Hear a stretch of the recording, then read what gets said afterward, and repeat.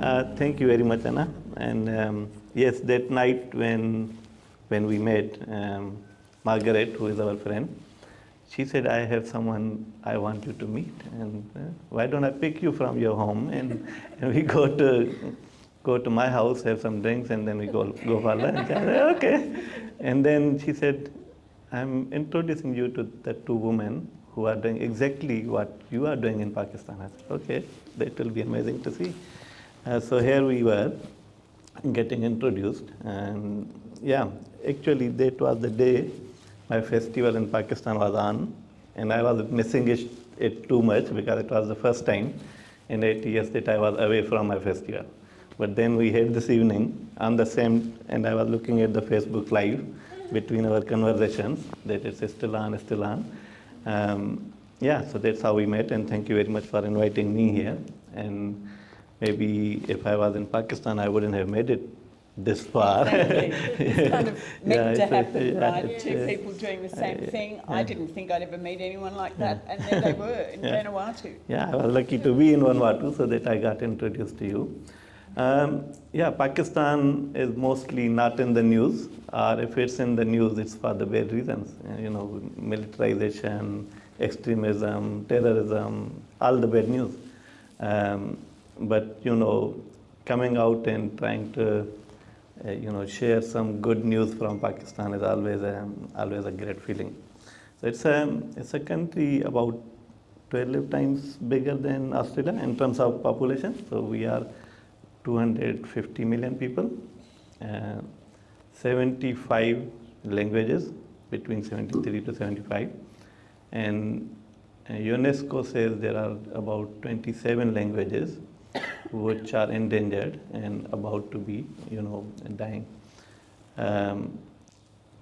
4 years ago, we came across a language which had only 3 people living, and they were in their 80s. I don't know, probably they are, they're still alive or they're dead. But they were the only 3 people who were speaking that language. And so there are many languages like that. But on the other hand, there are languages which are spoken by 100 million people, 50 million people. That kind of diversity is there. It was 2010 when Pakistan started these literature festivals. So, Islamabad Literature Festival, Karachi Literature Festival, Lahore Literature Festival, they were new phenomena, primarily targeting urban middle class, urban educated young people to be, into the book reading habit and literature and all that. But on the other hand, we have these thousands of years of history, civilization and all that in these languages, which was also going on. But when I went to these literature festivals by Oxford University Press and many other organizations funded by British Embassy, French Embassy, Italian Embassy, European Union and all that, as a literature enthusiast, I would go to these festivals and see them and listen to them. Most of the time the discussions would be in English, which is nobody's language in Pakistan. Yeah. And the books they were discussing, they were all English books. Pakistani writers who are diaspora somewhere else, who are trying to tell Pakistan story to international audience, which is great. But they were brought back to Pakistan to tell Pakistani story to the people of Pakistan from the diasporan angle. But there are obviously many writers in Pakistan who were writing the stories in their own languages. They were nowhere to be seen. So we have a so-called national language, Urdu. Even the writers of Urdu would not be there in that big numbers. They will be there just as a token representation, or some really iconic writers would be there, but not many. So this is a language which has been promoted by the state as one national language of the country. But even that language would be ignored at the cost of making everything English. So, and let alone the other languages. My mother language is Sindhi, which is the southern province of Pakistan. Punjabi, many other languages spoken by millions of people, nowhere to be seen. Of course, these literature festivals contributed to the book reading culture, to creating this cultural activity and everything. But people like me, I wouldn't be able to relate to anything.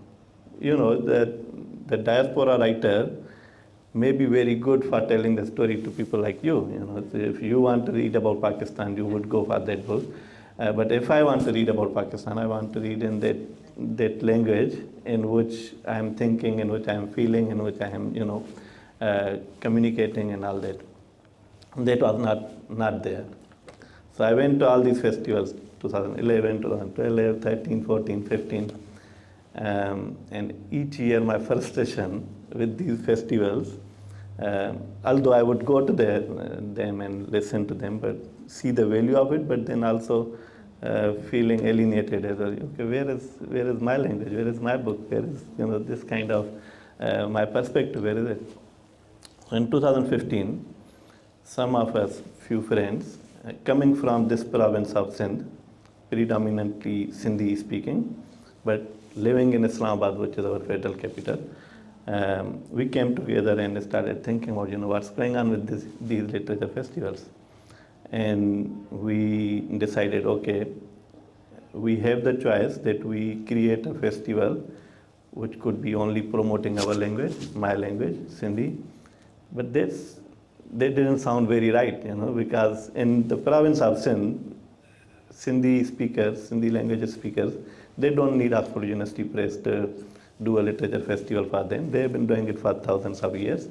So my language within the community didn't face any danger. It wasn't, although state policies do, ignore these languages.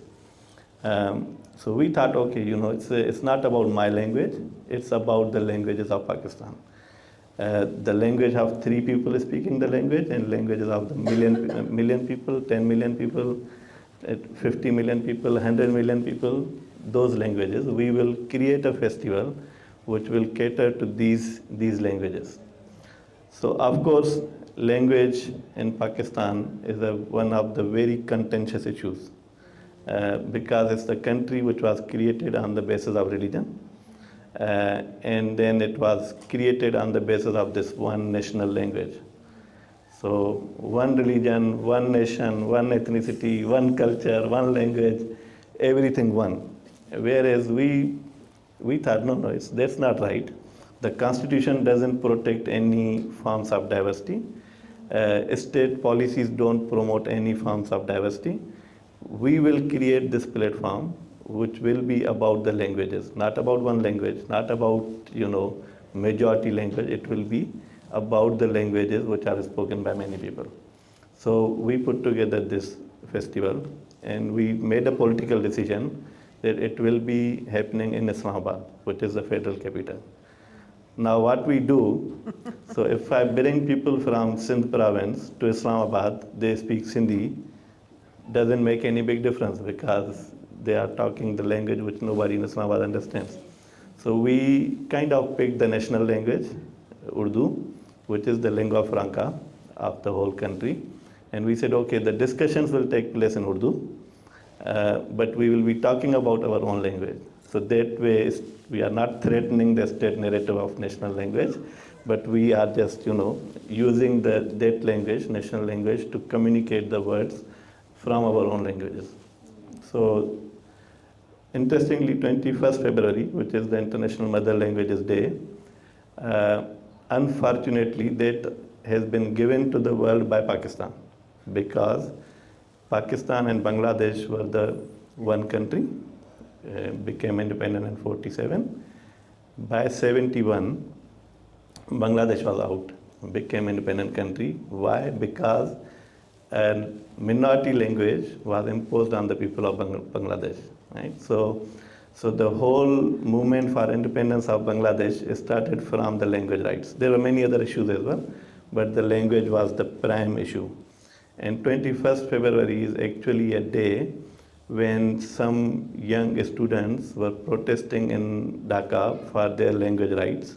and the forces of Pakistan attacked them, and some people were actually killed. So later in the year, 21st February became the International Mother Languages Day. So we thought, okay, we will do the festival on this day, and also remind the state of Pakistan that, look, don't repeat what you did before. Don't repeat what you could have saved what could have saved the country. It didn't happen. So this festival we started every year in February. We do it for 3 days, 2 days, bring together people, and we said, okay, what principle we will follow is the human rights principle. That if I claim my language is distinct, it should be my right to proclaim it. Right? So it's the defining your identity yourself is the principle which we introduced. So if someone calls me and says, okay, this is my language, I want to promote this language, we don't ask the linguistic questions. Oh, do you have the alphabet? You have the written material? You have this? So this linguistic criteria, we don't apply it. We apply the human rights criteria that, okay, if you claim you are a language and you have done something in your language, please come up and share with us. So, because it's a political issue, we don't have any resources. Right? So we started from nothing, and every year, even at festival, 1 month before the festival, we don't know whether we will have money to fly in like 100 people, give them accommodation for 3 nights, put out a big concert and all that. But somehow it happens. Yeah. And how we have done it, first of all, partnerships.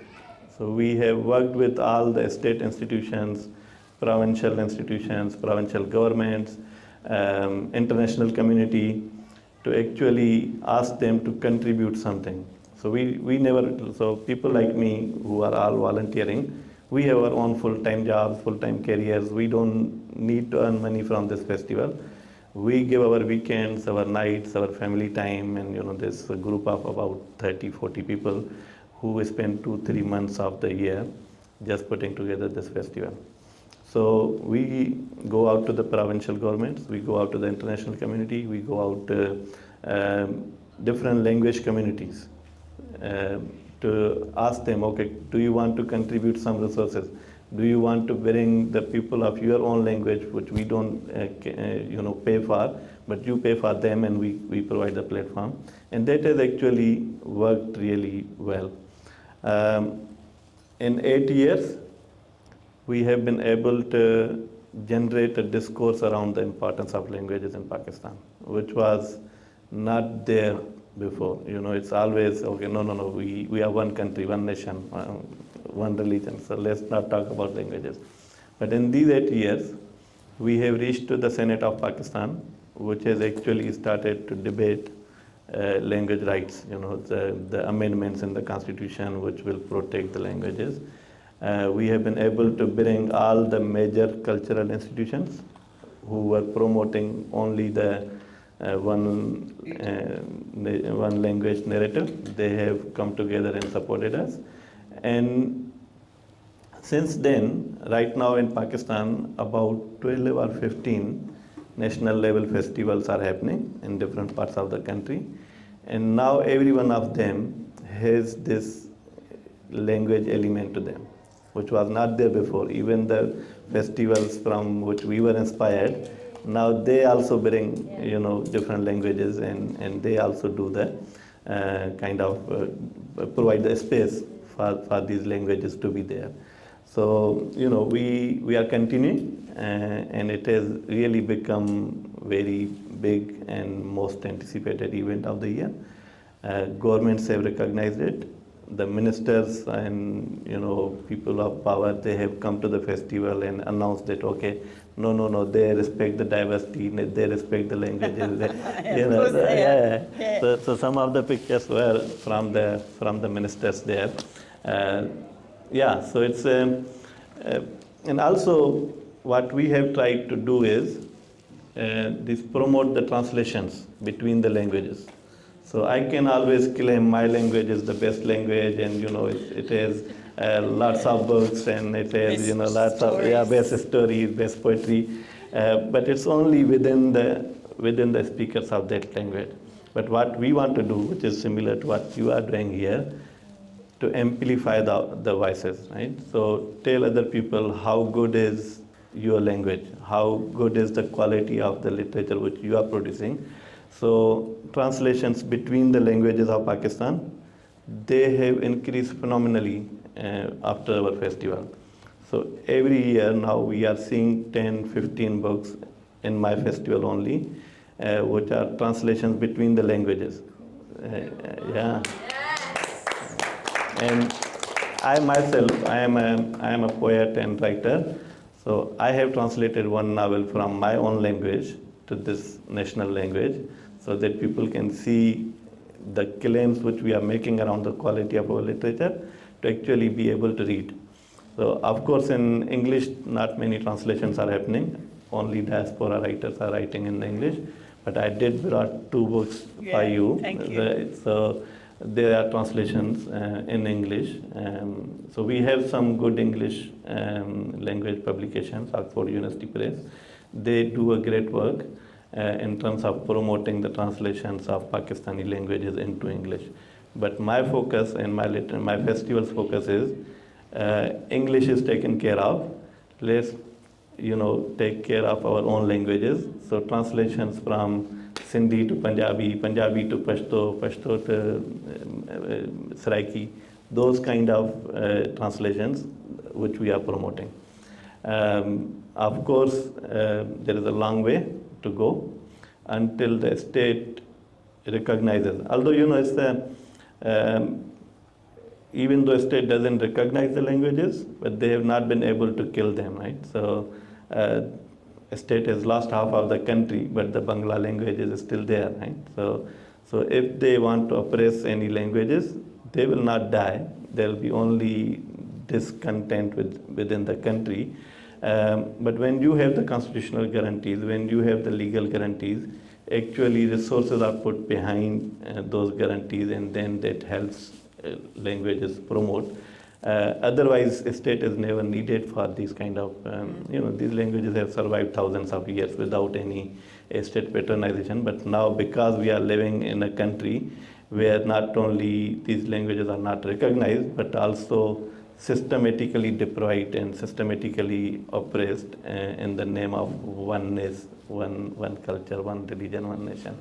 So we are trying to, move away from that and continue this journey until the languages are respected. We always say, it's languages don't have threat from each other. If I am promoting my language, it doesn't cause any threat to your language. It actually connects people. It only bridges builds the bridges between the languages instead of dividing people. One thing which we are promoting, and it's the experts who say that the biggest danger to any language is from its own speakers, because they are the first ones to abandon it. So that's what we are trying to promote. Tell people, if you don't write in your languages, if you don't speak your languages, we can have hundreds of festivals. Your language will not be saved until you have something to present to the festivals. So that's what we are trying to promote. Thank you.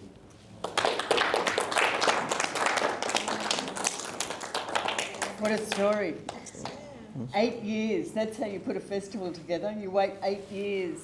I'm just, I'll be dead by then. We've got 6 more years left. We have some questions, please, Rebecca. Yeah, thank you so much, Niaz. I know we're like long overdue for a catch-up because we're just in Vanuatu. So Niaz and I are colleagues. He works for UNDP, I work for UNICEF. As you know, in Vanuatu, we're hosting the Melanesian Arts and Culture Festival this year.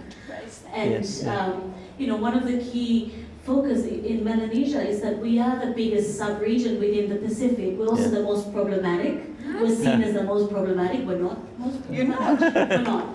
But we also have, over 1,500 languages. And so when we're putting together, for the Melanesian Arts and Culture Festival, a big focus of it is that. Yeah. But for us as the writing community in Vanuatu is we've advocated and we've included literature as a component of that. For the first time ever this year, we will have literature as a component of it. And for us, one of kind of the side events that we're doing is, symposiums to kind of bring together papers from individuals, academics around the very issues that you're talking about. But also, we want to do writing competitions and ask people to write in the languages, their mother tongues, that they feel comfortable in and that they've been brought up in. But of course, it's very early days. What's your advice? I think just encourage them to write and come together. So one way of doing it could be, we haven't done it, but we have done some pilots around it. You bring writers together to translate each other, right? So if I take a book and start translating on my own, it's very different from when I talk to you as author of that book, and then we translate each other and work together in a collaborative way, which actually creates the translation which looks more real. So promoting translations, whatever is written already, bring people together to share it and to translate in other languages. That's one thing. The second thing is, it's of course I asked the question in the morning as well. Create this demand for the languages, right? So you can keep writing a dozen books, but if nobody reads them, then it's only outside audience who you are writing for. So if you are not writing in Bislama, you are not writing in your mother language, you are writing in English. So of course you are giving up your own contribution at the cost of something else, right? Compilation and collections of what is already out there. So as I said in the morning, in Vanuatu, I'm not able to find any Bislama book, not able to find any other languages books. Whatever is there is either in English or in French, and not much in Bislama. So whoever is writing, and if individual books cannot be published, anthologies can be published. So what we have done, Indus Cultural Forum, which is the name of the organization I run, we have done some kind of compilations. So I compiled a book of poetry, which is translations from 13 languages into one language, right? So poems from these 13 languages at one place, and then their translation. So similarly, another book which is the stories, short stories in 8 or 10 different languages, we have brought them together. So it could be one way of bringing languages together, that whatever is already out there, let's try to promote that, and then create some avenues through which you are kind of promoting the publishing of those books.